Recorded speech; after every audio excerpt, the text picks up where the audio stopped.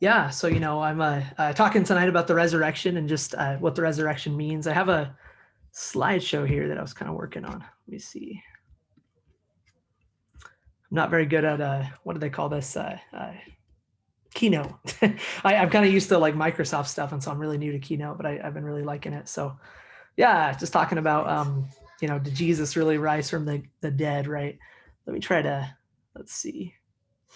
I'm kind of like on my end, I'm kind of struggling with my little like my I can see all the people and like I need to move it so I can kind of navigate the slides. Let's try that. Sweet. Can you guys all see my slides? Yep. Perfect. Sweet. Yeah. So tonight I'm just talking about did Jesus really rise from the dead? Right. Let me do something really quick here. Sorry. There we go. Yeah. So did Jesus really rise from the dead? Obviously tonight we're talking about arguments for the resurrection, and I kind of I was going to talk about this last week, and we postponed just due to it's just lack of attendance, and I think we have around the same attendance, but I'm excited to go ahead and do it. But first and foremost, I think obviously Easter this time of year is such a, let's see, I'm trying to navigate this little person bar here. There we go. Obviously this time of year, just with Easter this past Sunday, millions of Christians around the world are celebrating the resurrection. And obviously Good Friday was, this last Friday, last week was talking about the crucifixion. And so, as a Christian, the resurrection and crucifixion is kind of central to the Christian faith, right? And so tonight I just want to, address this question, a couple more questions, but why the resurrection and the crucifixion? Why is Jesus' death and resurrection important is something we're going to be talking about tonight. A couple of things we're going to be talking about tonight. Can Jesus' death and resurrection be proven scientifically as well? I want to address that question, and even just the question of miracles as a whole. Can miracles be proven scientifically? Are they a scientific thing in themselves? So we'll be talking about that as well. And then what evidence is there for Jesus's death and resurrection? So I'm going to look at this from kind of an historical point of view as well. Does history show us that Jesus not only died on the cross, but also rose again? And then we'll also be going a little bit into the person of Jesus as an historical person, historical figure as well. So I want to share this verse, 1 Corinthians 15, 12 through 19. Some of you know this chapter. If not, here's kind of what it says. But it says, now if Christ is proclaimed as raised from the dead, this is Paul talking, by the way. If Christ is proclaimed as raised from the dead, how can some of you say that there's no resurrection of the dead? But if there's no resurrection of the dead, then not even Christ has been raised. And if Christ has not been raised, then our preaching is in vain and your faith is in vain. We're even found to be misrepresenting God, because we testified about God that he raised Christ, whom he did not raise, if it is true that the dead are not raised. For if the dead are not raised, not even Christ has been raised. And if Christ has not been raised, your faith is futile and you are still in your sins. Then those also who have fallen asleep in Christ have perished. If in Christ we have hope in this life only, we are of all people most to be pitied. I think that's a pretty amazing statement. Paul's like, if Christ is not raised, we're of all people, Christians. Christianity is to be pitied. Our faith is futile as well. And a little bit of the context behind this passage, you look at the Corinthians, they were doubting just a general resurrection from the dead at all, right? And some of that was mixing in their own kind of the local paganism and stuff. And Paul's like, well, you have to believe in the resurrection to some degree, or resurrection of the dead to some degree, because, well, Christianity centered, as Christians, your faith is centered around the resurrection of Christ. And his point is, if Christ has not been raised, then our preaching, his preaching is in vain, and our faith and your faith is in vain, and you're found to be misrepresenting God. So a couple things about that passage as well, because I think that's such an important passage. If Paul has the audacity, I do want to say this, if Paul has the audacity to make the claim that it's like, hey, if the resurrection didn't happen, then your faith is in vain, I think we can absolutely make that statement as well in modern times. If there's no resurrection, if it's not an event rooted in history, then your faith's in vain and futile, and you should be pitied. So if the resurrection is not an event that actually happened, then you have a futile, pointless, and pitiable faith.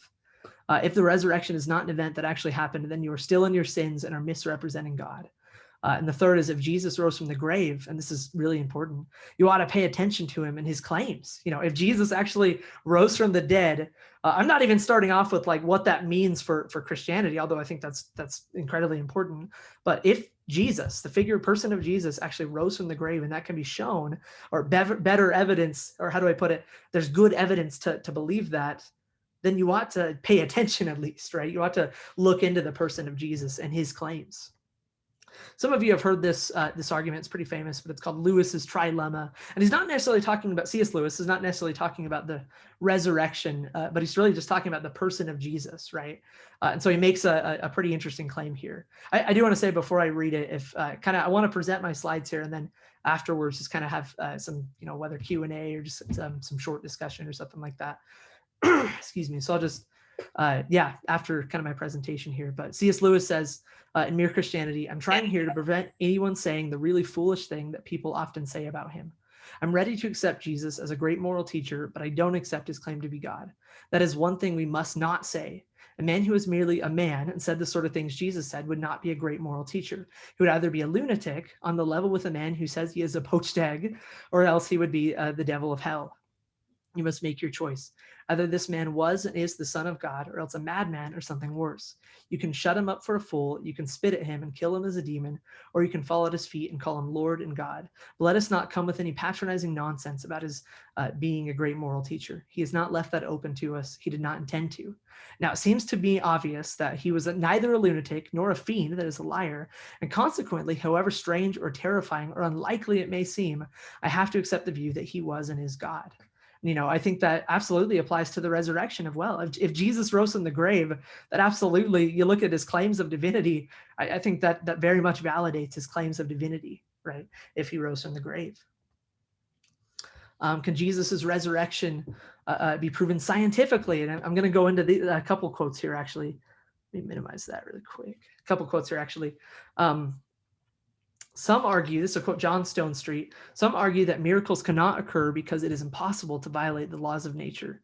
Miracles, by definition, are events that violate these laws. Therefore, they cannot occur. There are two problems with this argument. First, the laws of nature only describe what is normal and repeated in nature. They do not dictate what has happened, what has to happen in the world. Thus, the laws of nature do not dictate that miracles cannot happen. In fact, because of the laws of nature tell us what is normal, it is possible for us to recognize miracles if they occur. Second, those who assume that the laws of nature can never be violated assume that nothing exists outside of nature that is capable of acting outside of these laws. This is an assumption, not a conclusion from evidence.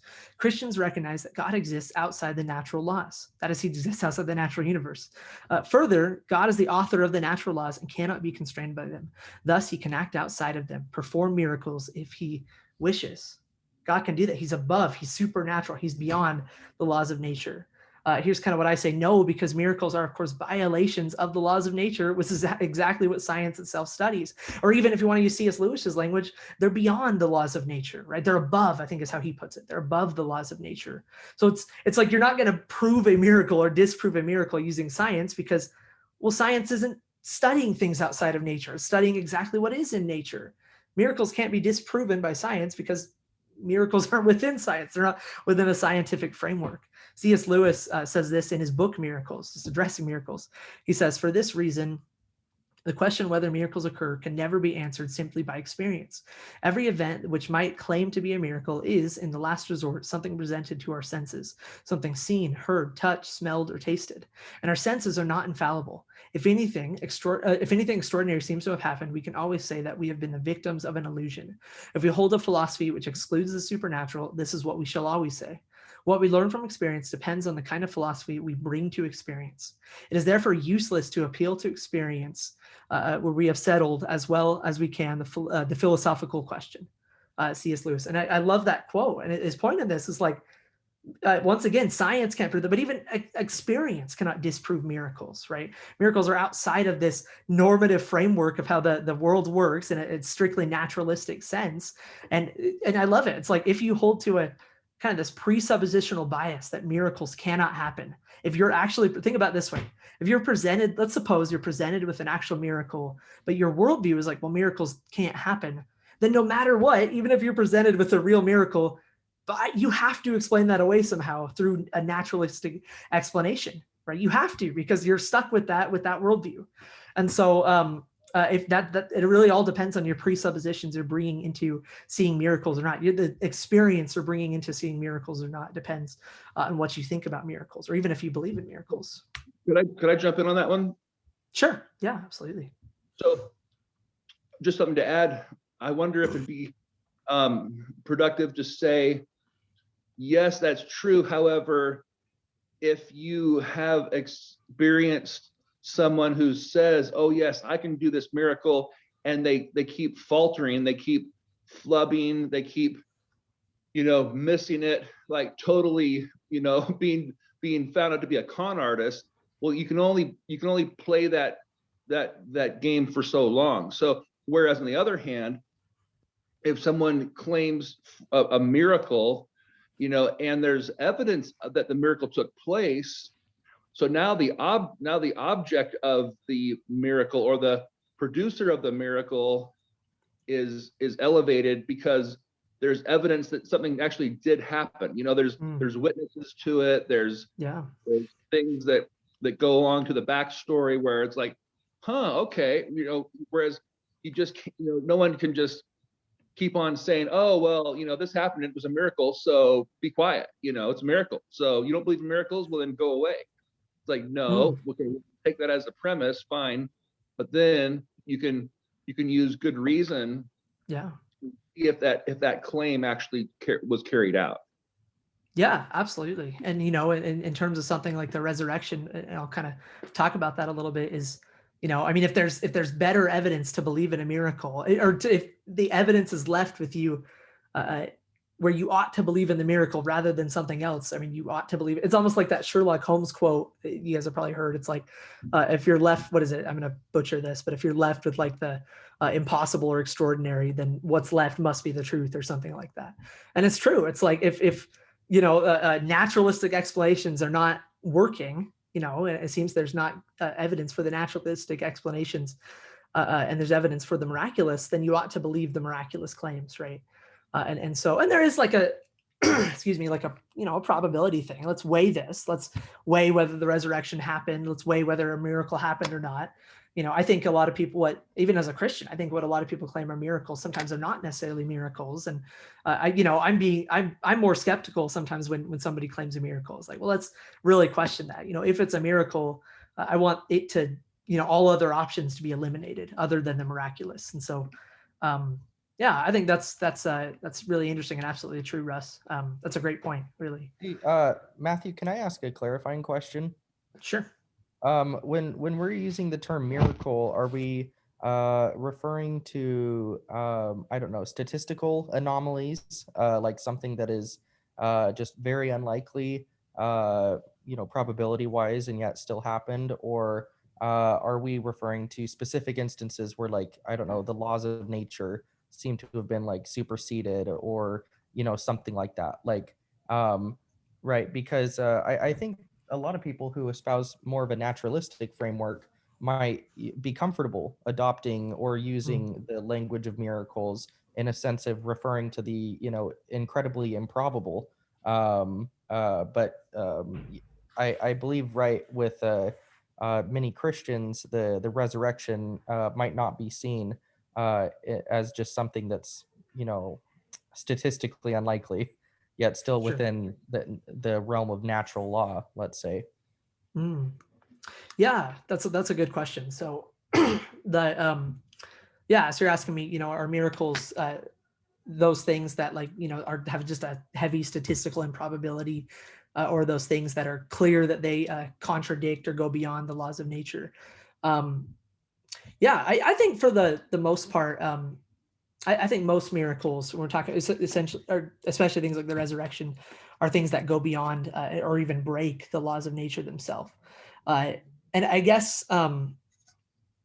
yeah, I do think, how do I put this? I do think they're, even in those types of miracles, in miracles that seem to go beyond or break the laws of nature, I think those can still be weighed in a sense on a statistical level. You're like, can naturalistic explanations explain that? Or is there a naturalistic explanation that explains that?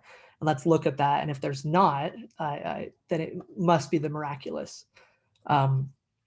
If that makes sense. I know that kind of, yeah, I don't know if that, hopefully that makes sense, but Yeah, or yeah. I guess like a part of my question too is, at least for the sake of our conversation today, or from like a Christian worldview perspective, are we operating under the assumption that God is simply I don't know, performing miracles or things like that by, I don't know, utilizing natural law at a level that we just don't comprehend? Or is Mm. God like violating natural law in those acts? Yeah, that's a good question. And obviously that's a big question in regards to miracles. I think I think today's conversation is going to be rooted on the second more so, that God is in a sense violating the laws of nature. Okay. Maybe I don't necessarily like, I should like C.S. Lewis's wording, beyond the laws of nature in some Okay. ways, that or above is how he puts Like it. transcending them. Transcending them. Yeah, Yeah. absolutely. And so, Okay. yeah, probably that secondary definition much more so. Thank Um, you. I appreciate it. yeah, absolutely. Yeah, good question. Um, yeah, so just kind of continuing here, what evidence is there for Jesus' death and resurrection? So I just want to make some claims here, and we can talk about these more. But I think the Gospels, and not even the Gospels are presented as historical accounts of Jesus' life and resurrection. For example, Luke's dedication to Theophilus in Luke chapter 1 says, some of you are familiar with this, but it says, "Inasmuch as many have undertaken to compile a narrative of the things that have been accomplished among us, just as those who from the beginning were eyewitnesses and ministers of the word have delivered them to us, it seemed good to me also, having followed all things closely for some time past, to write an orderly account for you, most excellent Theophilus, that you may have certainty concerning the things you have been taught." It seems like Luke's point in saying this, it's like the point of the Gospel of Luke is like, hey, so that you, and he's writing to this specific person, to Theophilus, but he's like, so that you may have certainty concerning the things that you have been taught. The purpose of gathering this account, and he mentions talking to eyewitnesses. A lot of scholars make the claim that maybe he talked to Mary, for example, or people like that, people close to Jesus that follow Jesus, certainly the disciples. And so he's talking to these eyewitness accounts. And his point is like, hey, Theophilus, I want you to have certainty for the things that you have been taught. And so it's kind of interesting, and then John 20:31 says this, "But these are written," and very similar, "so that you may believe that Jesus is the Christ, the Son of God, and that by believing you may have life in his name." Once again, just that purpose statement is like that they're written. What I've written here is that you may believe that Jesus is the Christ, the Son of God, and that by believing you may have life in his name. Life comes from believing in his name. And so, the Gospels aren't in this mythical context, right? That's not even their genre. Their historical narrative is how historians classify them. They're as if they actually happened, right? And I think that's significant. That's very different than a lot of mythologies, in fact. 1 Corinthians 15:3-7 is what's called famously, most scholars believe Paul's quoting what's called the kerygma, or the Christian proclamation. That is something that predates Paul even, right? 1 Corinthians 15:3-7 says, "For I delivered to you as of first importance what I also received, that Christ died for our sins in according with the scriptures, that he was buried, that he was raised on the third day in accordance with the scriptures, and then he appeared to Cephas, then to the 12. Then he appeared to more than 500 brothers at one time, most of whom are still alive, though some have fallen asleep. Then he appeared to James, then to all the apostles," right? And so, this kerygma, this proclamation, like I said, is just this predating Pauline account, right? Where Paul's quoting, it seems like, and this even agnostical scholars acknowledge this, that Paul is quoting this, pre himself account of this is what Christians believed from the very beginning, right? That Christ died for our sins, that he was buried, and that he was raised on the third day. That is an early Christian belief. It's not a later invention or something like that, as early as can be. So here's a quote from Flavius Josephus, who was a first century Jewish Roman historian, Jewish historian. He wrote this famous work, Antiquities of the Jews, in about 93, 94 AD. And so, not long after Jesus' death at all. But he says this, "About this time there lived Jesus, a wise man, if indeed one ought to call him a man. For he was one who performed surprising deeds and was a teacher of such people as accept the truth gladly. He won over many Jews and many of the Greeks. He was the Christ. And when upon the accusation of the principal men among us, Pilate had condemned him to a cross, those who had first come to love him did not cease. He appeared to them, spending a third day restored to life, for the prophets of God had foretold these things, and 1,000 other marvels about him. And the tribe of the Christians, so called after him, has still to this day not disappeared." Now here's the reality.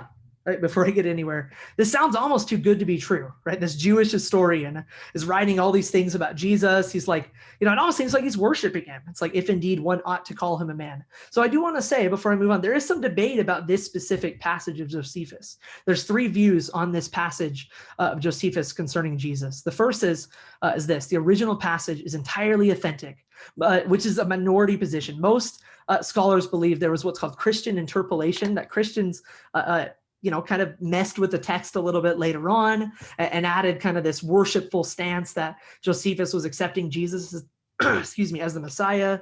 So that's a very minority position, that it's totally authentic, even among Christian scholars, by the way.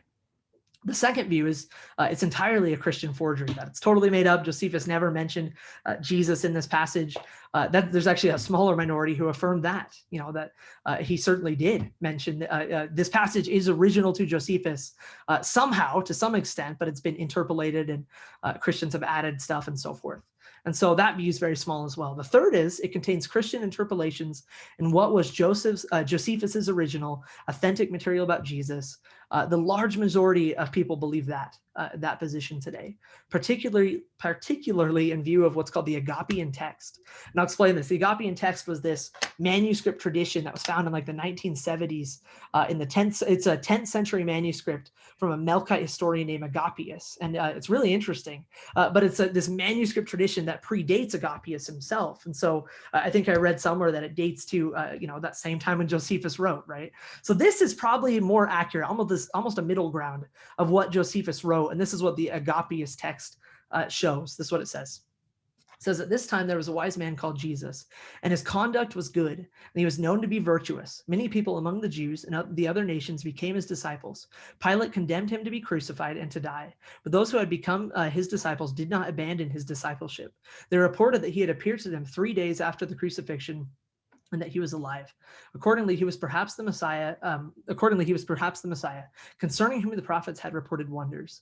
And the tribe of the Christians, so named after him, has not disappeared to this day. And this is so significant because it seems like if this really is what Josephus wrote, this is the first century, less than 100 years after Christ's death, that his crucifixion's confirmed. Obviously, Jesus is confirmed, an historical person, and his resurrection is confirmed, or at least attested to, as what some believe is an historical fact, right? Which is significant, right? That early days of Christianity believed that Jesus rose from the dead and that he died on the cross and so forth. That is an early belief, right?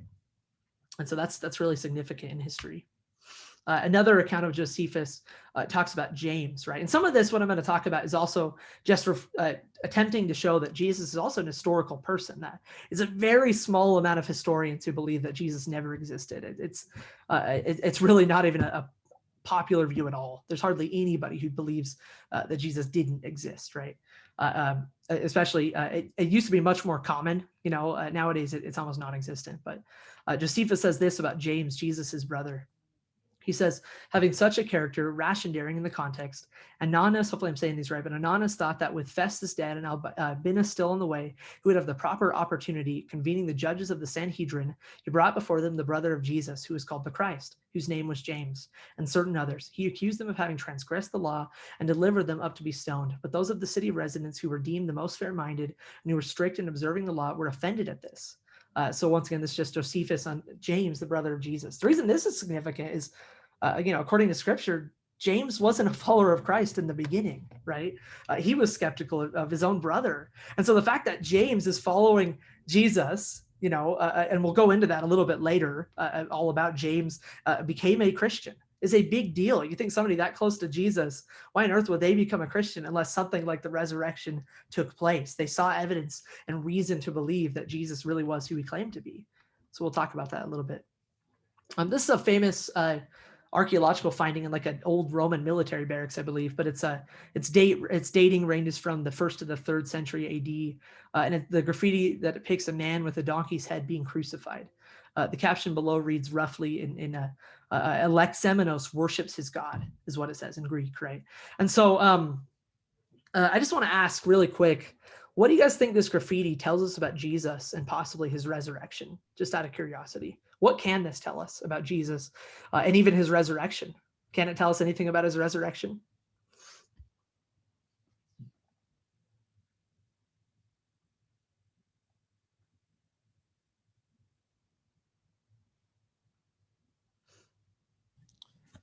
Well, I can say there was probably a popular conception in which the early Christian movement was mocked, ridiculed, and considered, unserious. Yeah, absolutely. Yeah, absolutely. And it's certainly, I read somewhere that this specific graffiti, is like a Roman soldier making fun of a fellow Roman soldier who was a Christian, more than likely, and yeah, absolutely mocking him. And it was an early idea, obviously an early idea of Romans mocking a Christianity and so forth. And yeah, any other thoughts how this can, tell us about Jesus or even the resurrection itself?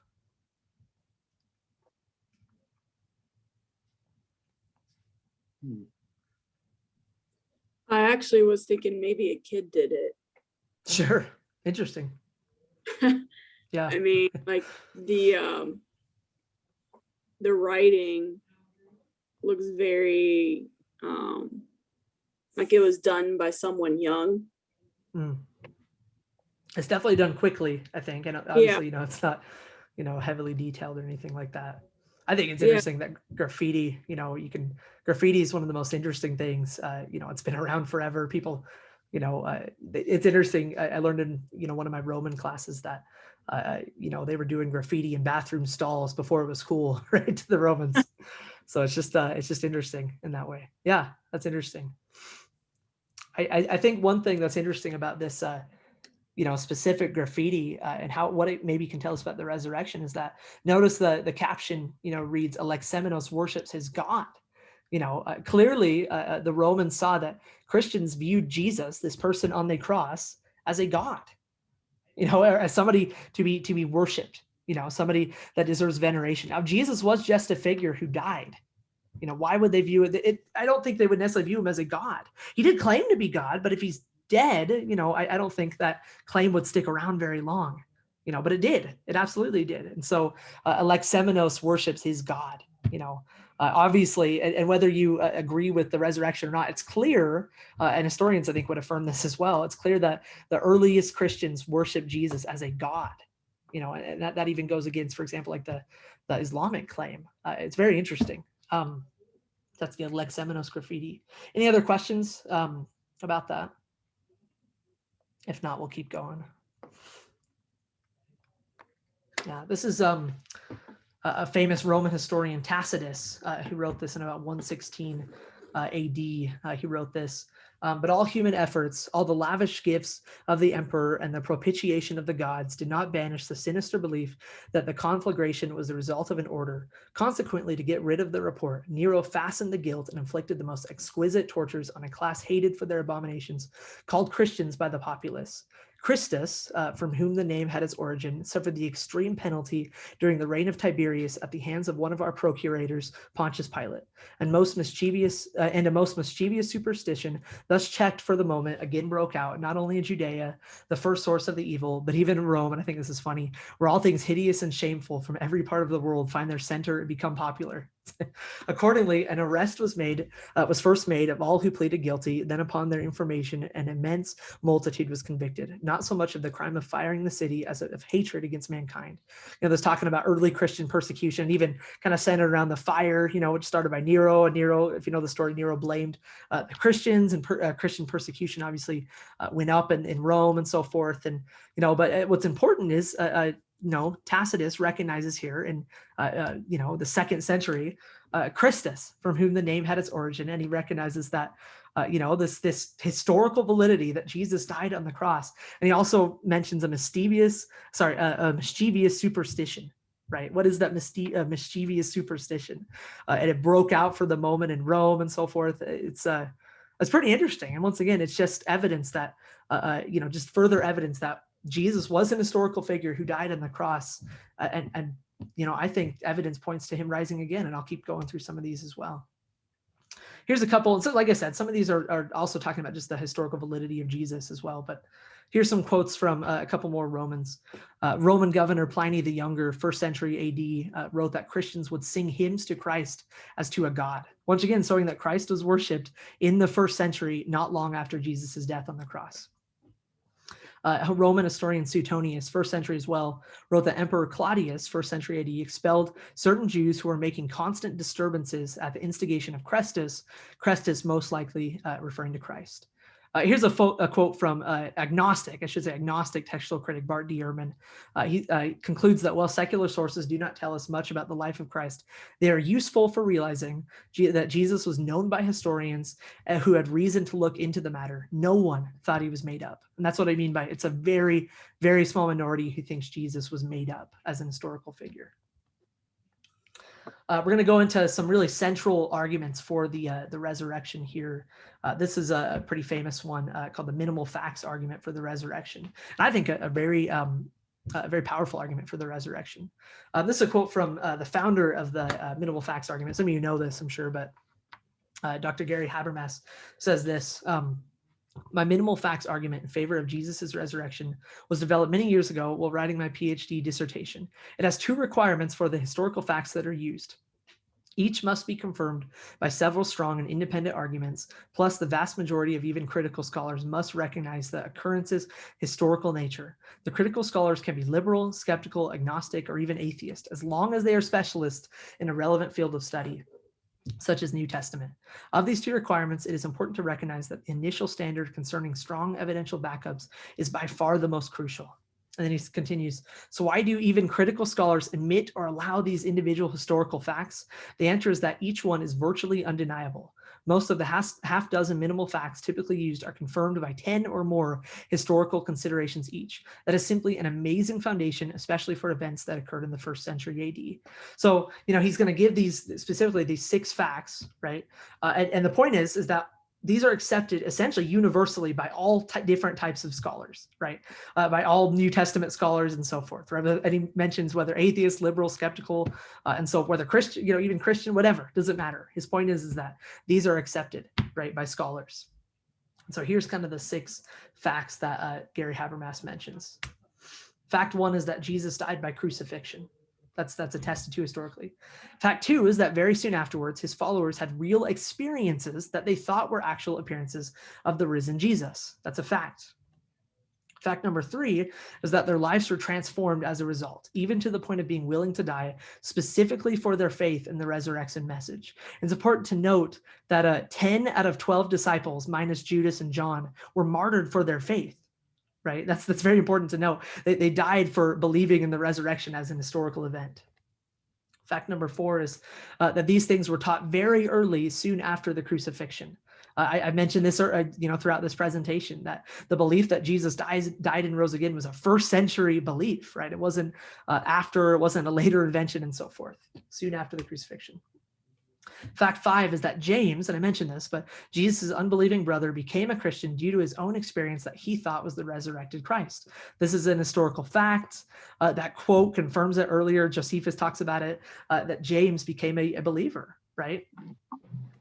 Fact number 6 is that the Christian persecutor Paul, formerly Saul of Tarsus, also became a believer after a similar experience. Right, Paul became a Christian as well, and that's a historically attested fact. And he formerly persecuted Christians, right? You have to think, why would Paul, this enemy of Christianity, become a Christian unless it seems that he had an encounter with, the post-risen and ascended Jesus, right?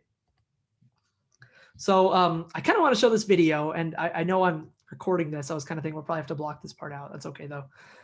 This video just kind of it's like a 4-minute video, just kind of briefly talks about some of this stuff. Can you guys see that? You probably can't, huh? Let's see.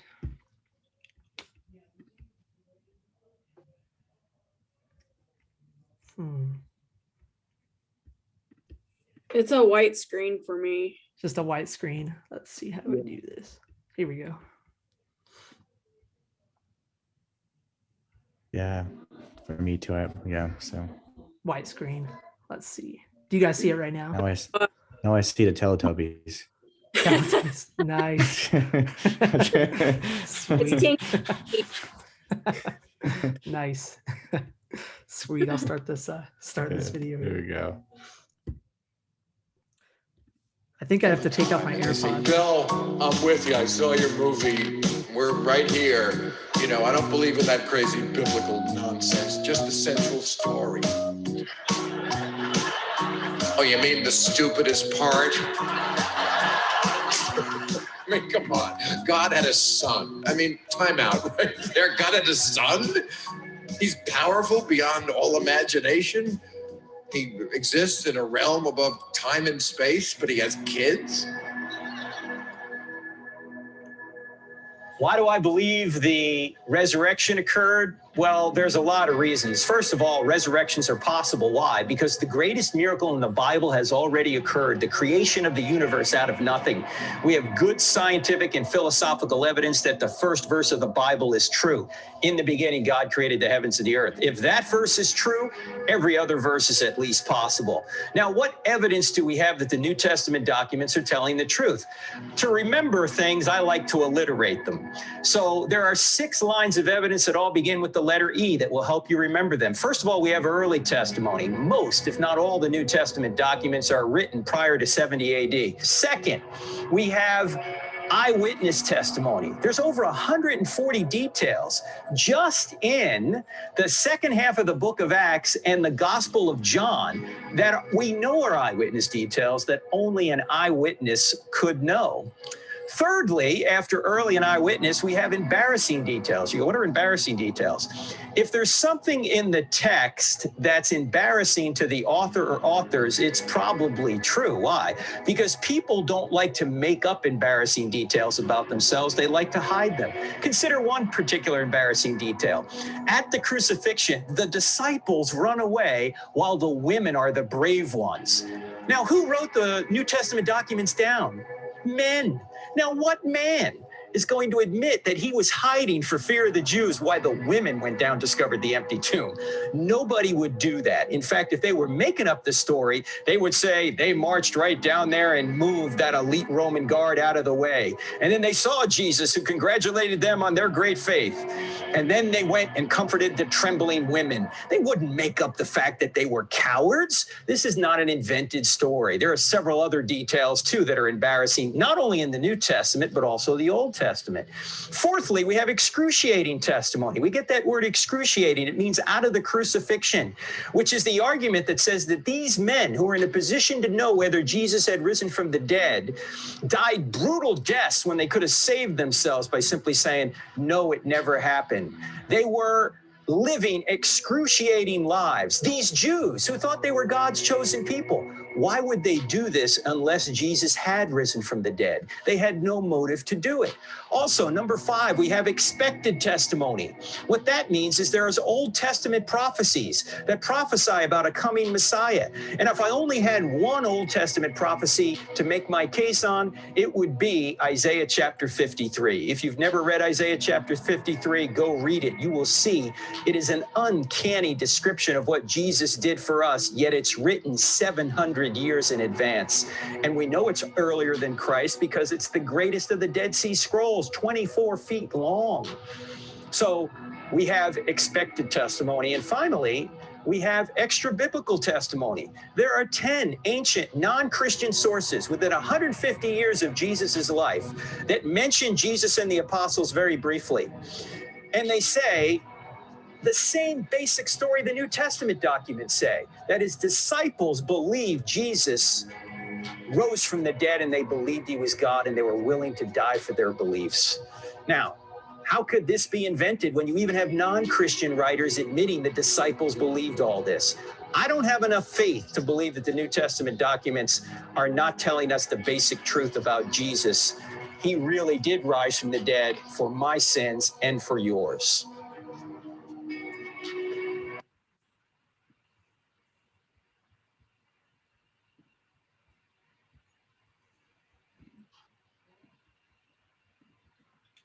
Let me.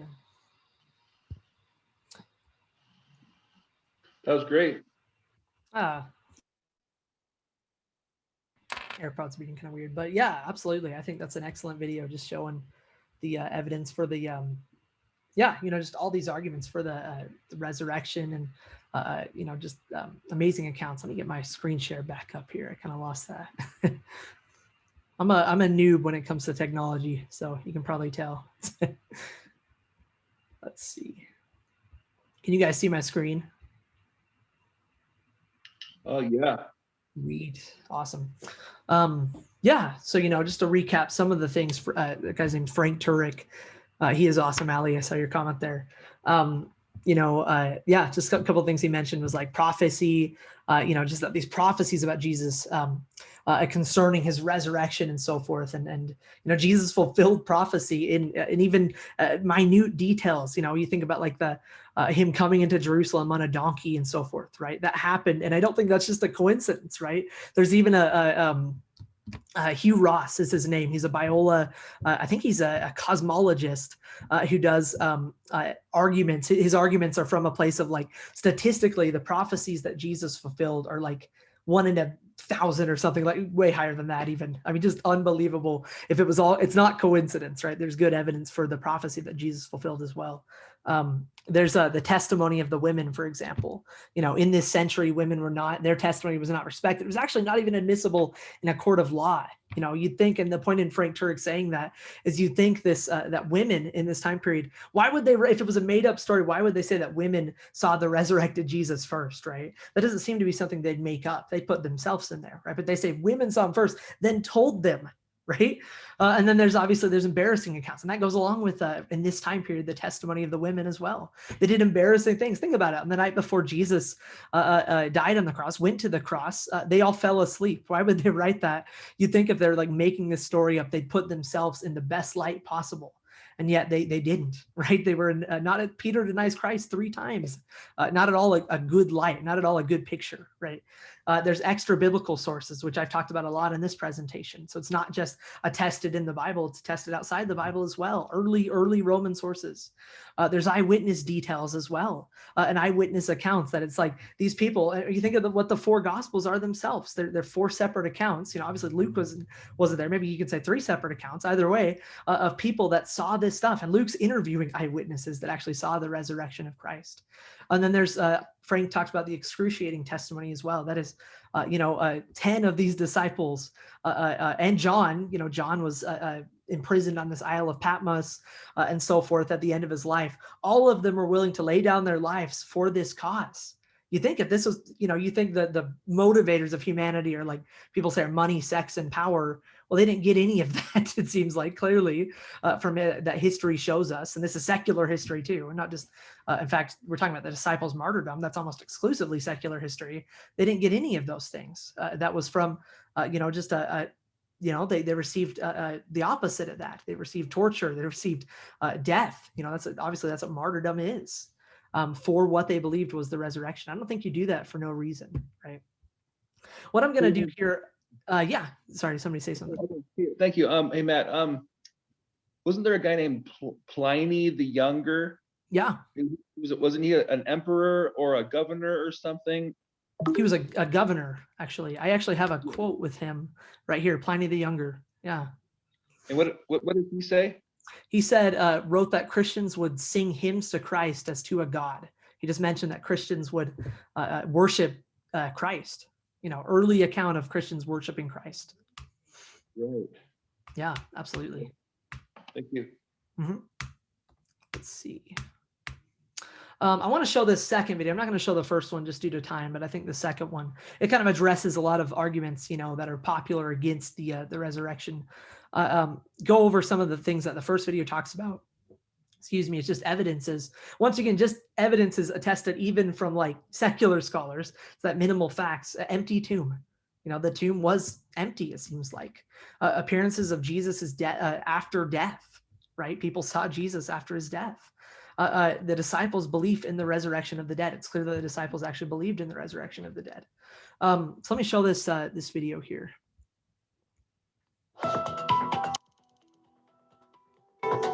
It's a matter of historical record that Jesus of Nazareth died and his body was placed in a tomb. It's also been firmly established that after his death and burial, his tomb was found empty. Various individuals and groups saw appearances of Jesus alive, and his disciples somehow became absolutely convinced that Jesus had risen from the dead. These are the historical facts. How do you explain them? Down through history, various naturalistic explanations have been offered to explain away these facts. Let's examine the 4 most popular ones. First, the conspiracy theory. According to this view, the disciples faked the resurrection. They stole Jesus' body from the tomb and then lied about seeing Jesus alive, thereby perpetrating the greatest hoax of all time. However, this theory faces overwhelming objections. It's hopelessly anachronistic. It looks at the disciples' situation through the rear-view mirror of Christian history, instead of from the standpoint of a first-century Jew. Jews had no concept of a Messiah who would be defeated and executed by Israel's enemies, much less rise from the dead. In Jewish thinking, the resurrection of the dead was a general event that takes place only after the end of the world and has no connection at all with the Messiah. The conspiracy theory also fails to address the disciples' obvious sincerity. People don't willingly die for something they know is not true. An honest reading of the New Testament makes it clear. These people sincerely believed the message they proclaimed and were willing to die for. For these and other reasons, no scholar defends the conspiracy theory today. A second attempt to explain the facts is the apparent death theory. Jesus didn't really die. He revived in the tomb, somehow escaped, and managed to convince his disciples he was risen from the dead. This theory also faces insurmountable obstacles. First, it's medically impossible. The Roman executioners were professionals. They knew what they were doing and made sure their victims were dead before taken down. Moreover, Jesus was tortured so extensively that even if he was taken down alive, he would have died in the sealed tomb. Second, this theory is wildly implausible. Seeing a half-dead man who crawled out of the tomb, desperately in need of bandaging and medical attention, would hardly have convinced the disciples that he was gloriously risen from the dead. As a result, no New Testament historians defend this theory today. A third explanation is the displaced body theory. Perhaps Joseph of Arimathea placed Jesus' body in his tomb temporarily because it was convenient. But later, he moved the corpse to a criminal's common graveyard. So, when the disciples visited the first tomb and found it empty, they concluded that Jesus must have risen from the dead. Once again, this theory cannot make sense of the facts. Jewish laws prohibited moving a corpse after it was interred, except to the family tomb. What's more, the criminal's graveyard was located close to the place of execution, so that burial there would not have been a problem.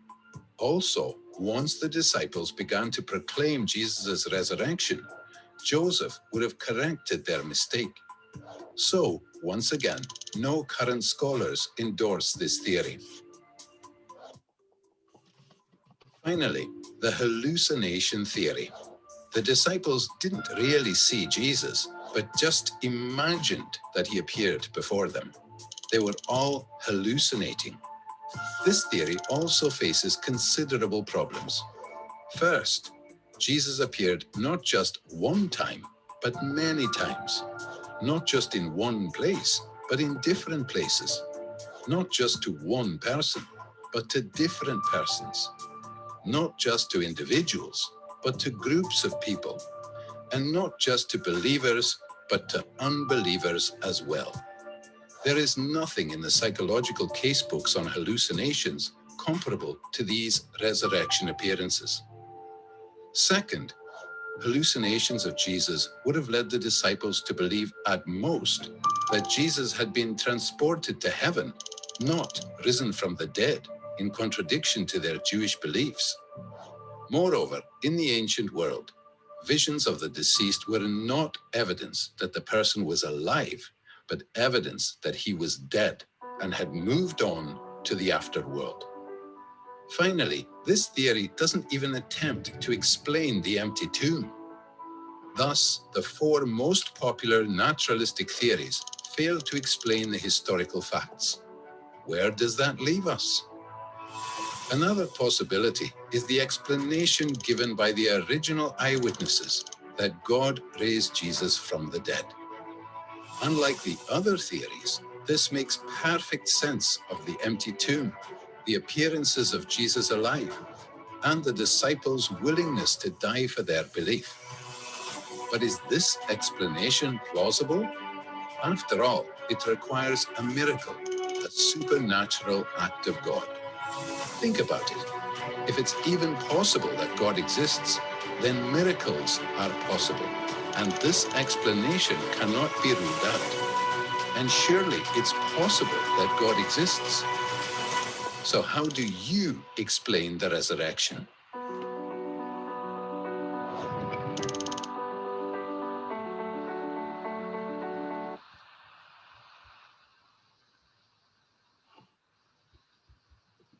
Yeah.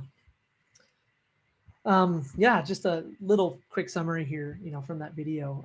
It contradicts a Jewish view of death and resurrection. The Jews had no concept of resurrection in this sense, right? Jesus simply revived and lied about resurrection. Is another common. That's a common view, right? Jesus simply revived and lied about his resurrection, but it seems that's not likely. Essentially, given how wounded he was, how just his body was totally broken and destroyed and so forth from the crucifixion itself. Doesn't seem likely that he would revive. That's a very unpopular theory, in fact. Josephus moved Jesus's body, which doesn't seem likely as well, given the evidence. And then, the video mentioned the disciples hallucinated, which, obviously doesn't seem likely as well. All of them hallucinated, and not just them. Then you'd have to say Paul hallucinated. And according to scripture, Paul, in 1 Corinthians talks about Jesus appearing before 500 people as well, right? All of those 500 who Paul mentioned, some are alive, some have died, would had to have hallucinated as well. That's pretty incredible. I don't think there's any evidence for that either. So here's a couple very brief summary, not summary, but just a couple more arguments for the resurrection. The conversion of Paul, formerly Saul of Tarsus. Saul became Paul. I don't know if there's any connection why Saul became Paul, like it's a name change that God gave him or something like that. There's debate on that. But the point is that Saul left his former life of persecuting Christians and disbelieving. Saul was this Pharisee he mentions, right? And he believed in Jesus. It seems that he actually met Jesus, right? And believed in the truth of the resurrection and the evidence for the resurrection. I mentioned this, but James, the brother of Jesus, converted to Christianity previously to being a doubter and possibly the closest, obviously biologically close to Jesus, knowing Jesus, growing up with Jesus, and yet James converted to Christianity. That's pretty compelling, I think, if not one of the most compelling arguments for Christianity and the resurrection. The transformation of the apostles, including James and Thomas. Thomas doubted. Once again, that's even embarrassing for Thomas, right? Now Thomas forever is known as Doubting Thomas, right? It's one of those embarrassing accounts, but it's also like Thomas was a doubter. He questioned it, right? And God didn't condemn him, or Jesus, I should say, didn't condemn him for questioning that, right? It's not like, man, how dare you question my resurrection? He's like, hey, put your hand in my side. I think that's important because Jesus doesn't condemn us for questioning things, right? Christianity should be questioned and ought to be questioned, I think. Especially given the claims of something like resurrection. It should be questioned. It should be thought of. The emergence of Christianity. In fact, early Christianity, I put community of the resurrection, because early Christianity was actually known as the community of the resurrection, because it seems like Christianity just boomed. Less than 300 years after Jesus' death, Rome became a Christian state, essentially. What would cause that sort of thing, except for this major event, the resurrection, where thousands of people believed in the resurrection message and spread that message around, right?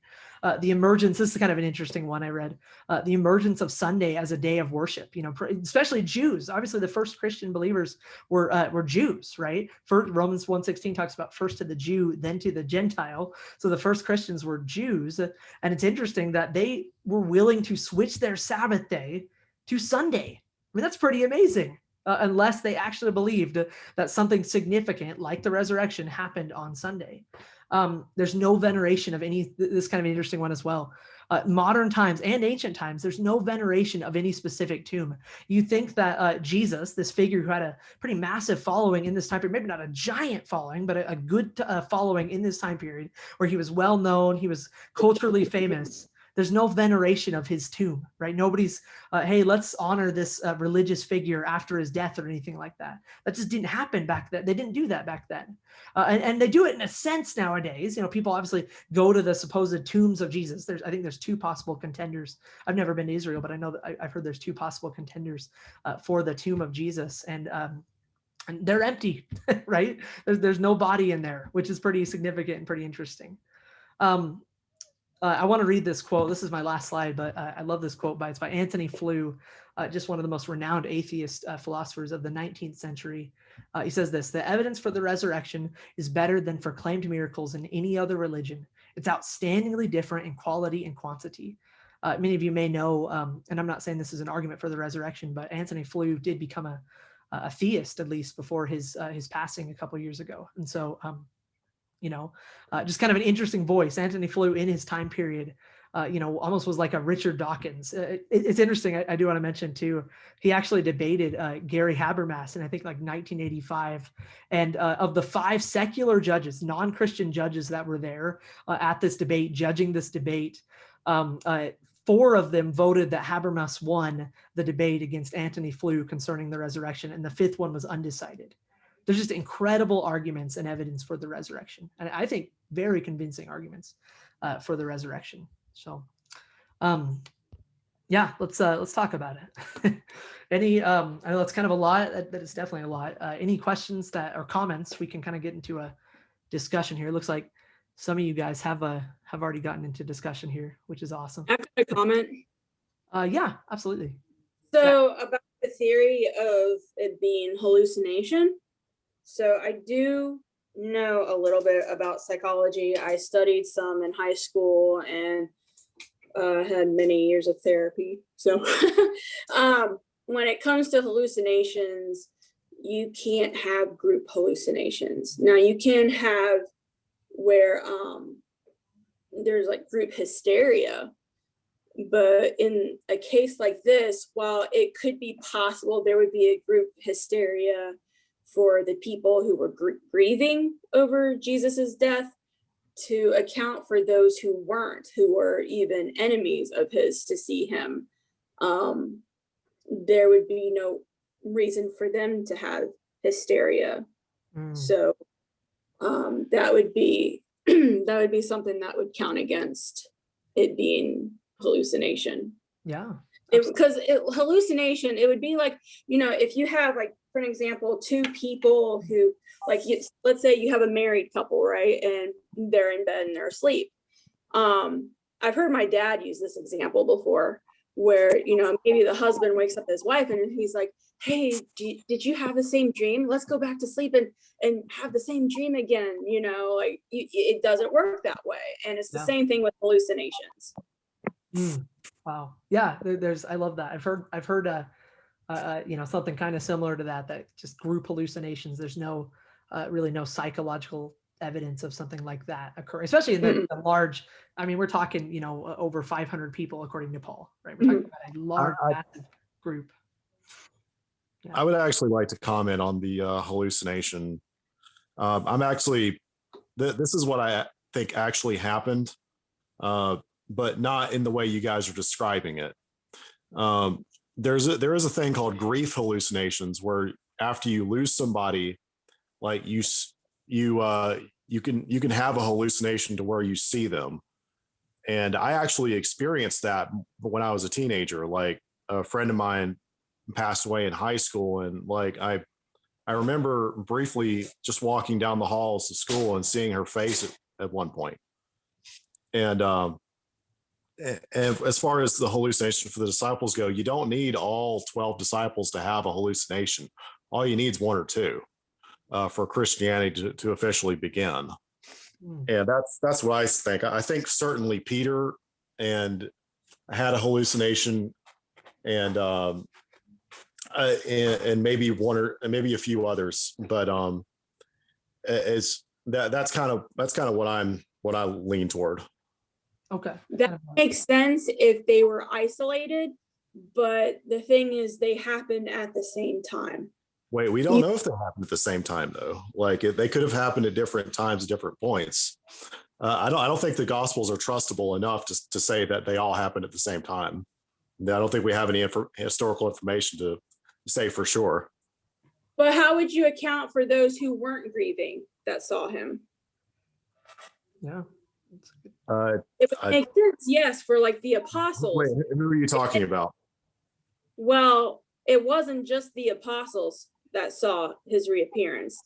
There were like hundreds, maybe even thousands of people who saw his appearance, and they weren't just his followers. There were those who, okay, go ahead, finish. for those who, who were his enemies as well that saw him.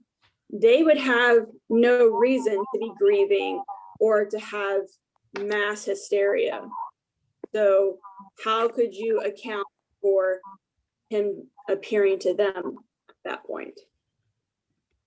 I haven't seen anything that suggests that his enemies said that, but And another thought, Luke, is kind of interesting, is also like, it's not just that they saw Jesus, happen. Oh, I saw him walking by or something like that. Or I thought I did.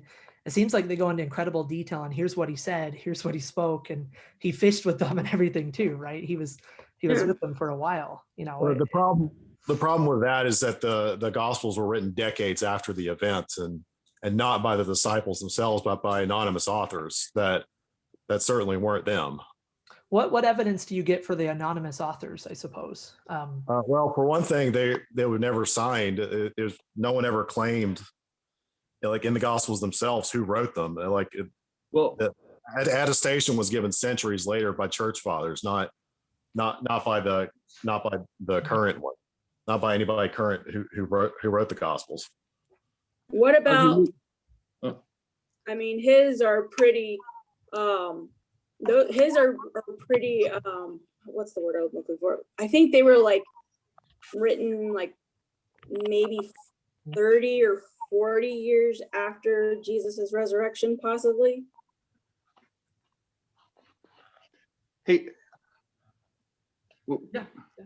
Hey, Luke. Well, as soon as you're done with that thought, Allie, then I want to ask Luke a question.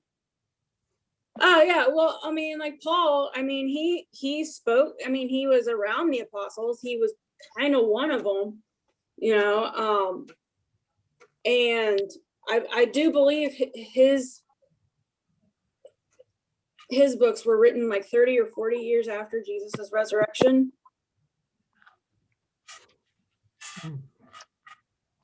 Something like that. So how would you account for his?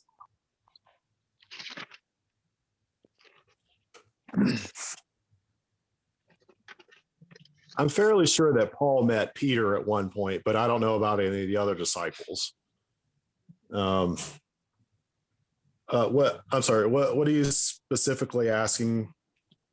So like you're saying, the apostle, someone else wrote the Gospels because the apostles didn't sign their names, right? And they were written decades after. Right. Well, I mean, Paul, he was definitely around the apostles.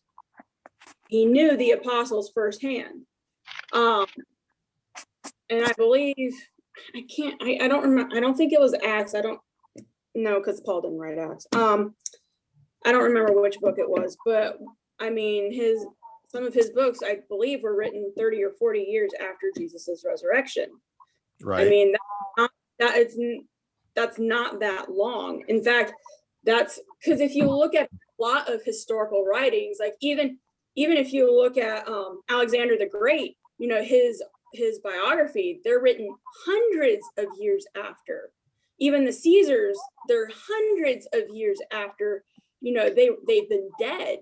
While, you have Paul here, it's like 30 or 40 years after Jesus' resurrection. I mean, that's astronomical if you look at historical writings. Yeah, I mean, I get your point there.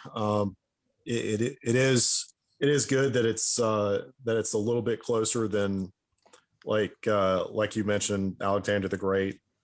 My point is that it's not enough to seriously establish that Jesus rose from the dead. The Well, 30 then, or 40, for 40 the years. great exist? Did the Caesars exist? I mean, like I said, their biographies are hundreds of years after. I mean, if you're gonna say, 30 or 40 years doesn't work, well then, gosh, hundreds of years definitely can't work at that point.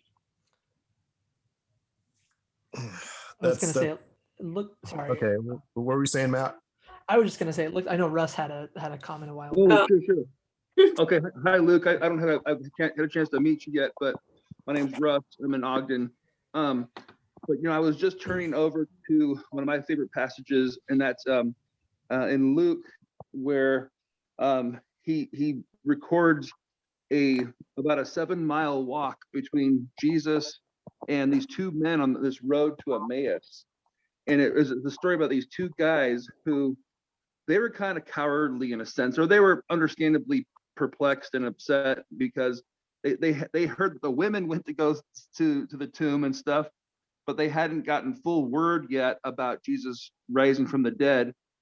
And so I don't know if you've ever had a chance to read that account, but it's just really awesome, I think, just because it's this account of these two guys, Cleopas and this other guy, I don't know his name, but they walk with Jesus for 7 miles from Jerusalem towards Emmaus.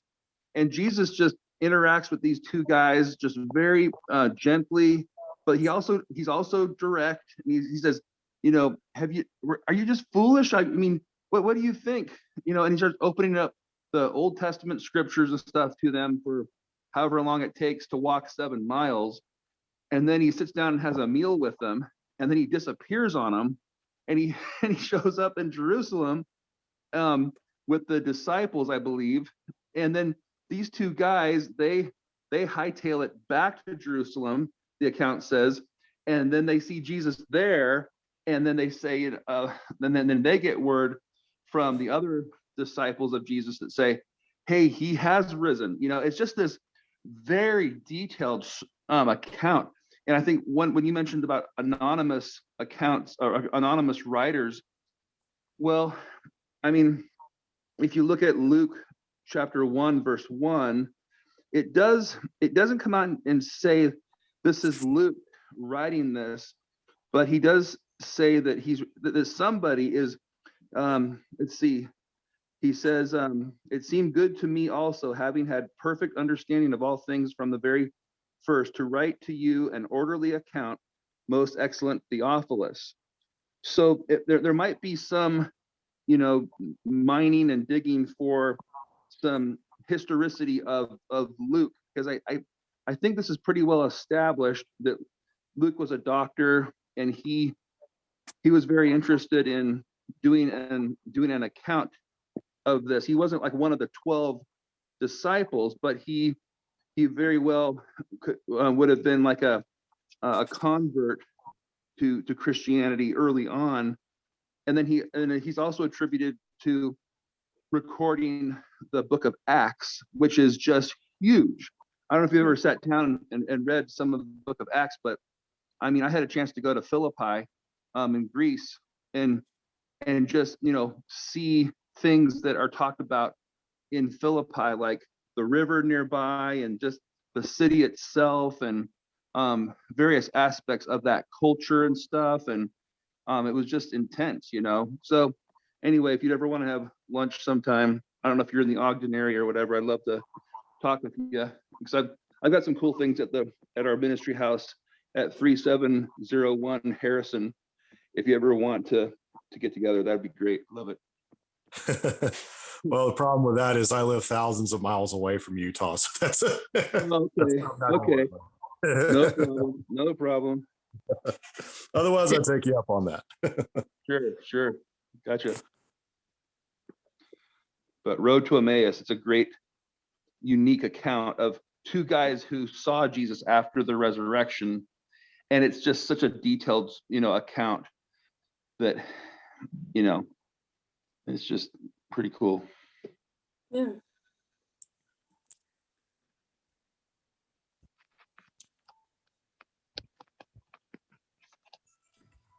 Yeah. Any other thoughts?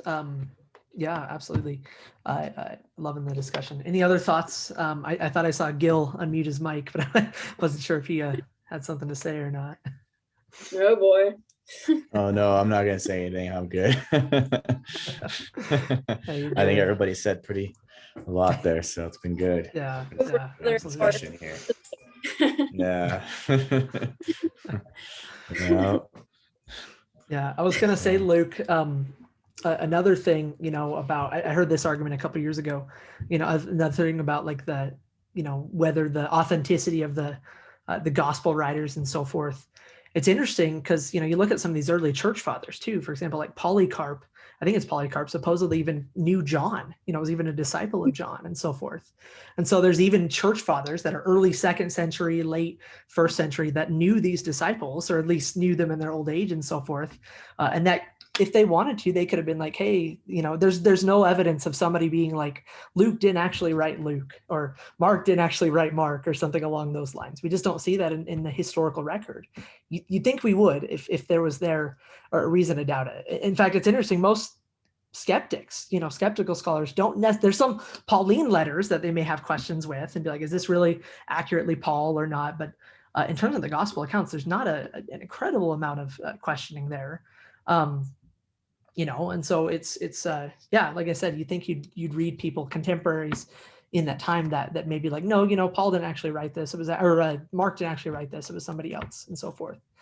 And so I don't think there's incredible good arguments for that sort of claim. Can I mention one more quick thing? Sorry.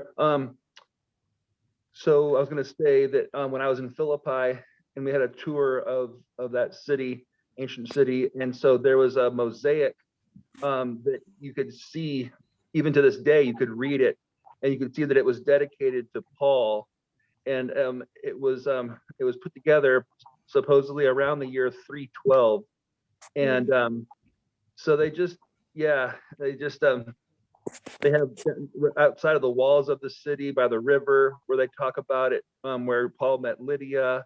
There was a church that was built in her honor. But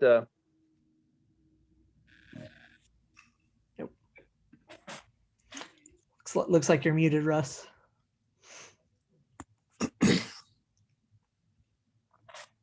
Oh. I think we may have lost Russ. Oh no.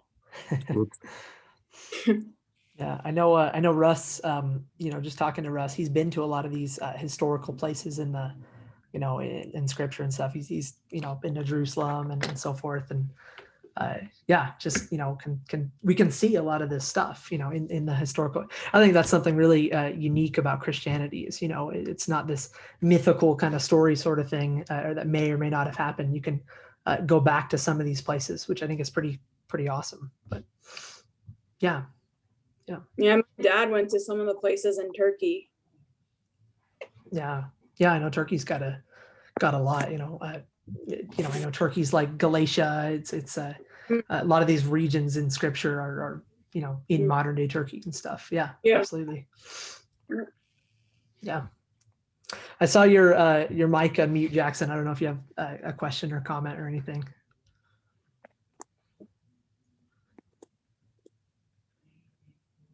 If not, you're good.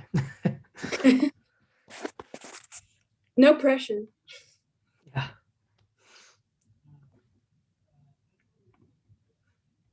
Do you guys have any other thoughts or anything? Hello, can you hear me? Yep. Oh, sorry. I was trying to speak there, but I think my mic wasn't working. Thanks for noticing. So in looking at some of the categories that for different hypotheses, alternative explanations to the historical resurrection that have been proposed. I would say, like, I definitely agree that with the commentary given on those, that they strike me as implausible, as definitely very extreme minority positions at times.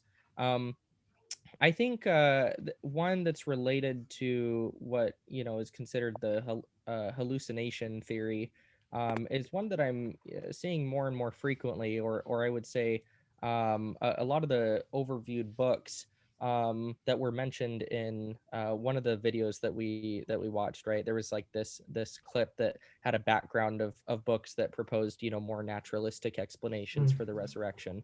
I think a number of those, you know, approach the historical question through a lens which is similar to the hallucination, explanation, but I don't know if it can be like adequately captured there, or maybe it would depend on the definitions or terms that we're using. But I'm finding a number of different scholars within kind of the secular study of religion who they want to take their source material seriously. They want to, they would consider it bad history to just, take something questionable and say that, oh, this must have just, they must have just been lying, or, deceptive, or something like that, right? That kind of like armchair psychology across thousands of years, isn't the most responsible historical, method of inquiry. So a lot of them, want to keep the individuals making these claims sincere. They don't want to paint them out to be, intentional liars or things like that, or to assume, conspiracy where, none can be demonstrated with proper evidence. So what I've seen with that towards the resurrection is this approach that, would probably in a lot of the some of the cases of eyewitness testimonies, attribute those to perhaps legitimate experiences that were religious and visionary in nature, and perhaps can be placed close, if not somewhat within the same camp as the hallucination. Not that they're claiming that the disciples were, I don't know, tripping on some type of psychoactive substance or something like that, but that they had some legitimate transcendent, religious experience, which convinced them of this of the reality of Christ's resurrection, and that these were duplicated in different ways, across first century Palestine, comparable to what some people might believe today with respect to, I don't know, Marian apparitions, or other forms of religious visions which can be shared across a given population. And so it's out of that context that this religious belief system and community formed, around the person of Jesus, that gradually, or maybe not so gradually, maybe even quite suddenly, as I think some of the lines of evidence that Matthew shared from different Roman historians, that Jesus came to be deified and worshipped pretty soon after, as a deity. And so I see that kind of explanation as, I can say, for me, the most plausible and most convincing naturalistic explanation. I'm someone who does believe in the historical resurrection. That's something that I think is, I don't know, that's what I accept, or choose to believe what happened. Um, but yeah, so I kind of see that as existing in somewhat of the same, but maybe a slightly different category. um but it, I can't say it's still complicated by some of the things that were outlined today. I think a lot of it can weigh on how much trust are we placing in the gospels themselves, right? As Luke pointed out, are we assuming that they are actually written by the disciples? Are we really allowing tradition, the early church fathers and others, to corroborate those accounts as coming from Matthew, Mark, Luke, and John? Or do we see them as more pseudonymous and later, um, uh, accounts that were decades later? Yeah, I can say from a historical perspective, it is incredibly impressive to me the speed at which a lot of these early Christian texts and documents and accounts were originate from. Um, And especially as Ali pointed out, in comparison to other ancient texts or accounts that we have from antiquity supporting different notable persons and whatnot. But to Luke's credit, when we're talking about the space of decades, potentially, I still see some room there. For me, that's where faith comes in. And that's where there's I don't know if I'd be comfortable saying that history can absolutely prove the resurrection, but I think it can make a compelling case for it, or at least put it within a realm of potential options that aren't so I don't know, unserious. So those are kind of my thoughts. Sorry for the rant, but I'm happy to take it in other directions based on that. No, And I really really, good thought. oh, yeah, go ahead, Luke. I was just saying that's a lot of good thoughts. That's all. Yeah, absolutely. Absolutely. And I think, I think you're correct, Jackson. I don't think, for example, your typical historian is going back and maliciously trying to, disagree with the narrative and so forth of the Gospels, or, it's possible, maybe some of them, that's possible. But, I do think there sometimes is that, as C.S. Lewis mentions, that presupposition to not believe in the supernatural as an explanation and so forth, that you're coming in with a worldview that if you come in with a worldview that states that a transcendent supernatural explanation like the resurrection cannot happen, then it seems like no matter what evidence is presented, you're not going to believe, because your worldview doesn't fit that into its framework. And going along with you just mentioning, that just this popular other theory, that seems popular, that it could just be a religious experience, or, you even think of like, mystics and so forth, mystical religious experiences. I think of, for example, you mentioned like Mariology and things such as like the Lady of Guadalupe, came to mind in Mexico, there's this appearance. I do think, I agree with you. I do think it's possible, or maybe it's possible that seems to be a much better explanation maybe than the previous four explanations, the historical explanations, hallucination theory, and all these other theories. So maybe there is a, I don't know, it seems to be more of a scholarly argument, maybe is what I'm trying to say. I do think there is, just my view is that there does seem to be a little more validity for the resurrection account and appearances of Jesus after the gospel. And the reason I say that is it seems like, a lot of these visionary accounts sometimes aren't as maybe solid as if it was an historical event, or if it was an actual event, maybe that's a better word to use, as it would be. The resurrection seems to be very solid, and, here's what he said, here's what he did with them. He went fishing, he told, feed my sheep and so forth. And, this is a multiple faceted people, or, seeing Jesus. And, and then I think of, I still think one of the most amazing evidences for the resurrection is the person of Jesus, James, for example. James, this brother of Jesus, who was doubting. I did not believe that Jesus was the Messiah. And I think James is interesting because he's a personal, he's very personal in Jesus's life. This is somebody certainly that Jesus grew up with, and James grew up with Jesus and knew him probably better than the majority of people, that really knew Jesus on a personal level. And yet, he can say at the end of his life, or in his life, that he did believe Jesus was the Messiah, as Pliny, no, it's not Pliny, Josephus points out, which is kind of interesting. If I can add another thing, one thing that struck me while listening to some of the videos today is that some of the gospels seem to perhaps intentionally even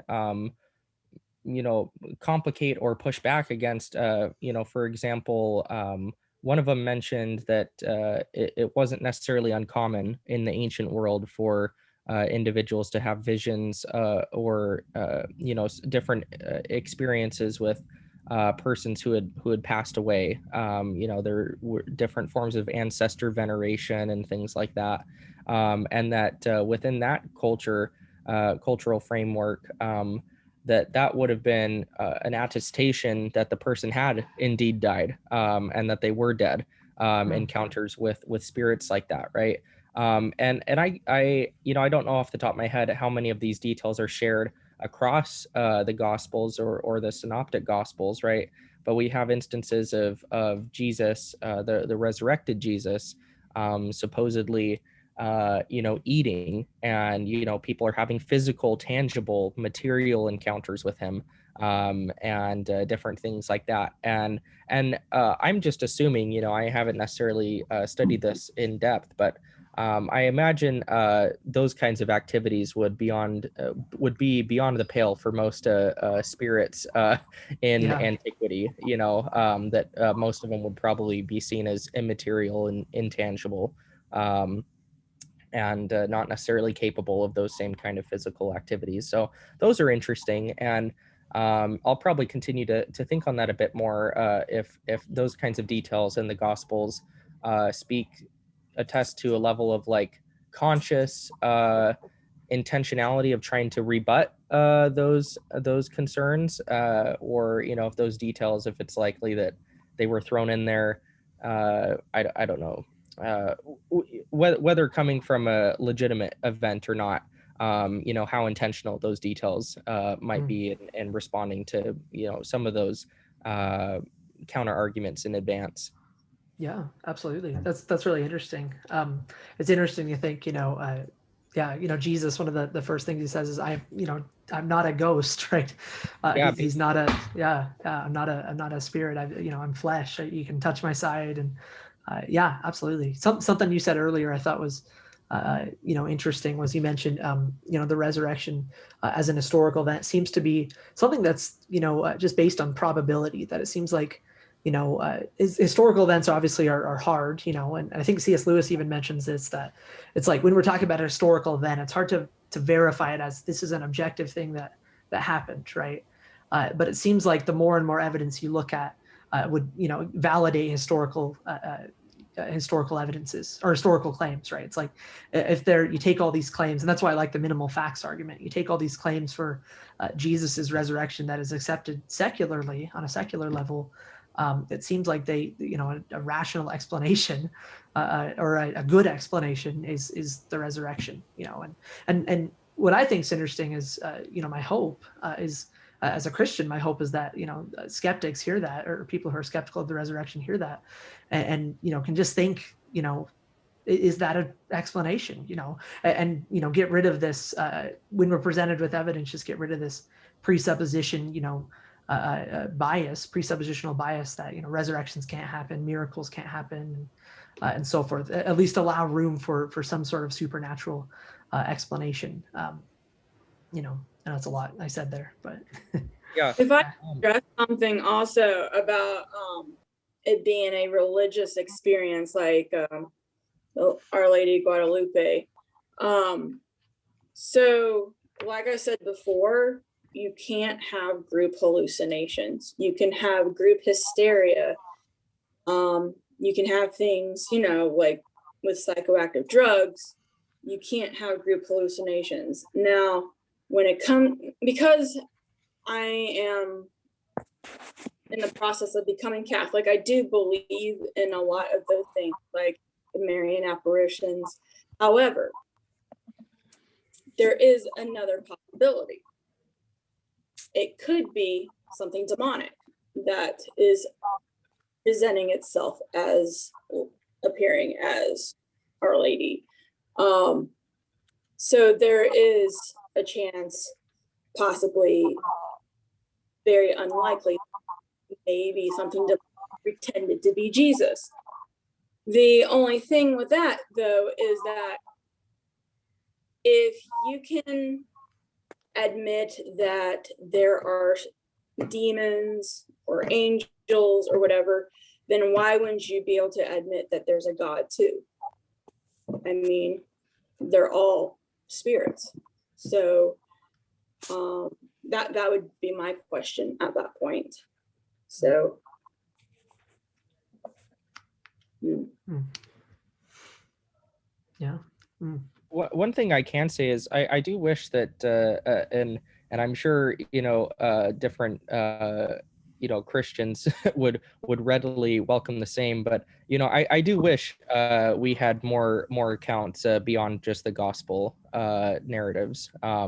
that in the case of the disciples, when we're talking these group appearances, I do, of course, the description of different alleged events where Jesus is appearing to, close to a dozen disciples, if not more, same room or in these different spaces. Paul, for instance, references an appearance in front of more than 500 people, right? And so I definitely appreciate those, but those can be also difficult for times to put a lot of weight in. Let me focus on Paul's, for instance, where if Paul in this were to say 80 people, 100 people, 500 people, 1,000 people, it's I wish I was hearing from some of those other people as well, right? Because in isolation, Paul's referencing of that event without even any particular names too, I think causes it to be weaker than it could be otherwise. So I've heard one counter argument, for instance, is when it comes to eyewitnesses in the Gospels and early Christian texts, that we can't just what was I thinking of here? Like if they were getting details wrong, for instance, there would be counter narratives and kind of counter different corrections, right? Like if one of the individuals, for instance, got I don't know, let's just say like Thomas's experience wrong, well, Thomas would have been doing what he could to correct that while he was alive. And we don't necessarily have a lot of other surviving documents from this time that show that kind of conversation taking place, or those kinds of contesting narratives. We just have these gospel accounts later. We have the writings of Paul, and then we also have early church fathers and different Roman historians. If Paul, for instance, was to be like, okay, Jesus appeared to 500 dudes and here are their names, and we're assuming that these texts are circulating in antiquity, that would probably carry a lot more weight than just saying he appeared to 500 and whatnot. So I wish we had more information about that, just because it would make me be more quick to rely on it in a stronger sense. I think comprehensively a lot of these things are compelling. In isolation, some of them might have some shortcomings, and just how convincing the evidence might be. Is that fair to say? I'm happy to get feedback on that. Yeah, I think it's very natural to think, even John mentions, if we, of all the events that Jesus did, it would fill multiple books, it would even fill all the books in the world of all the things Jesus actually did.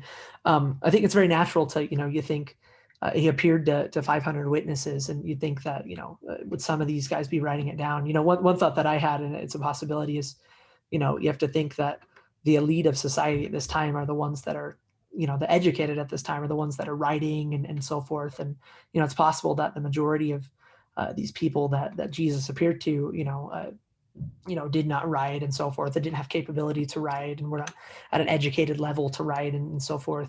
And that's just a thought, one possibility. But no, that's an interesting thought. I think that's definitely a valid concern there, Matthew. Which is one of the things that I ask about some of the gospel writers themselves. Because that's been, I think, raised as well. How educated were Jesus's disciples? How capable of writing eyewitness accounts could they have been? The accounts come to us in Greek and not Aramaic. So, does that complicate things? I don't know. That's definitely something that I'm interested in with the disciples too. I know we have a number of them that are depicted as using perhaps scribes, or there's that technical term. I think it's it starts with an A. Like I don't even want to give it an attempt. Let me just find it. Actually, it was also very expensive to write back then too. So that's why a lot of it was also oral tradition, because it was extremely expensive to write it all down. Amanuensis. That's what I was looking for. Amanuensis. That's the fancy word for like a scribe, or someone that takes dictation. Yeah. Or like a Yeah. ghostwriter. Yeah, that is an interesting thought that just the educational level of the apostles. I think that's definitely an interesting thing. You think of Luke as somebody who seems to be educated, and you could even tell, obviously Paul's an educated person. You could even see differences in the style of Greek they're using. One's using Koine, like Hebrews, or the book of Hebrews in like Koine Greek, and I've even heard some scholars say, like, the book of Hebrews, for example, is, and I know I'm kind of going off on a tangent here, but it's pretty interesting. I've heard some people say the book of Hebrews is like on a not philosophical, but like a literary level, is like maybe even Plato and stuff, in terms of the literary level of writing and so forth. Yeah. So it's definitely an interesting thing. It's interesting that, that it seems like Jesus, if we're looking at these gospels as true, Jesus chose these, Galilean fishermen, or at least some of them to be, these disciples, and certainly a lot of them, some of them weren't educated, a lot of them weren't educated, and it's kind of an interesting thing to think about. Speaking of like other experiences being subverted, just the remarkable success that the early Christian movement had outside of its original intended audience, right? If we're comparing the larger Greco-Roman world to kind of the original Jewish context, those with a non-Jewish background seemed drastically more receptive, numerically speaking, and largely thanks to Paul too. But, it's remarkable that the movement, and I think this is key to its survival following the destruction of the temple and of Jerusalem. Getting out into the larger Mediterranean was absolutely essential to its survival. If it remained just kind of an isolated Jewish sect, I'm not sure it would have fared much better than the community at Qumran or different groups like that. Yeah, I think I'd agree with you, Jackson, that, and just that the Gentiles, in that context seem much more receptive, and, and that's even obviously attested to biblically speaking, and so forth, I'd agree with you. I think that's pretty astounding. And if it weren't to spread in the way that it did, in Gentile Roman society, it's certainly possible that, I think absolutely almost possible that it would have just not been, the Christian movement itself would not be where it is today, and so forth. So I'd agree with you on that. I know we're just about out of time here. I think we can probably take one more comment or question if you guys have it, and then end it here for the night. This was fun. Yeah, this is good. This was. And I think I'll make one more comment. Go for it. Okay. I'm just thinking about the whole, decades. We're talking about separate, what Jackson was saying about the separation, like, of time, and then how that tends to result in like a deification. And we have different stories about appearances of different things that have happened to people. I think what makes it particularly interesting in the Christian case is that it actually makes no sense to resurrect Jesus, who claimed to be God. First off, like, why would that be part of the story? Like, first, because you had a lot of dying messiahs who were to come. So we have to understand this in a more Judaistic kind of framework and their frame of mind. And I think from their frame of mind is like, there is no death of the Messiah, right? There is no incentive for them to say, oh, let's resurrect this Messiah, especially because when you were to die on a cross, which is a tree, you're cursed by God. Right? That's a huge sign that you're cursed by God. So for the Jewish mindset, this is really bad. And so what the cross symbolized was a whole stripping of power. And to think that the most powerful being was stripped and humiliated in one of the most shameful, painful ways that one could imagine.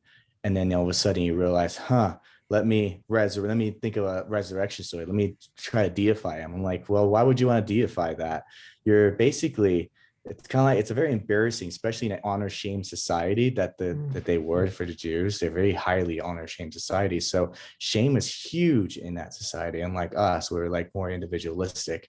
So we would think probably perhaps something like Japan, but even now Japan is becoming more individualistic compared to what they were before. But there's that huge emphasis there. And so to me, it's just kind of like imagine a scenario of someone just pooping their pants, you know, like in the middle of the party or something. And then later on, you try to deify him or something, make him into some kind of man god or something. It doesn't make sense, right? It's kind of similar to that. And you're like, why would anyone be motivated to, you know, resurrect some kind of dead guy, especially when you had a lot of messiahs already? You had a lot of messiahs that were self-professed messiahs anyways that died. Simon Achba was one of them, perhaps one of the great morning stars, one of the famous Jewish messiahs, because he had some success. He actually was able to fight back against the Romans for at least 2 years until he was killed and surrounded by the Roman soldiers. So he had a lot of success, but no one thought, oh, let's resurrect him. You know, even in that case, as much as the successes that he had, and he actually fit more in line with the Judaistic conception of what it meant to be a Messiah, because the Messiah was meant to be a conquering Messiah, right? And so in Jesus' case, he didn't have a conquering Messiah, he had a dying Messiah. It's a huge difference. What did he do? He didn't conquer anybody. Unlike at least Simon Achba, he did have some success in conquering. He did have some success in freeing some of the Jews, some of the oppressors, which are perceived to be the Romans. When said, Jesus came and said, no, I'm not here to free you from the Romans. I'm actually here to free you from your own, from a greater oppression, from a greater oppressor, which is your sin, right? And so that's astounding to all the Jews, especially. It's very clear. Peter is ready for war. He thought this is it. This is the king. He brings his sword and he's ready to tear down the priest's ear. He's ready to fight. He says, we're going to do this because this is the Messiah. And that's how ingrained it was in the Jewish mindset. Strong as because Peter was with Jesus for quite some time, you know? And so like he wanted something. He wanted his conquering Messiah to come about, and that didn't happen. So I think it just doesn't make sense to kind of deify something of that sort unless it really happened, you know, unless Jesus really did resurrect from the dead.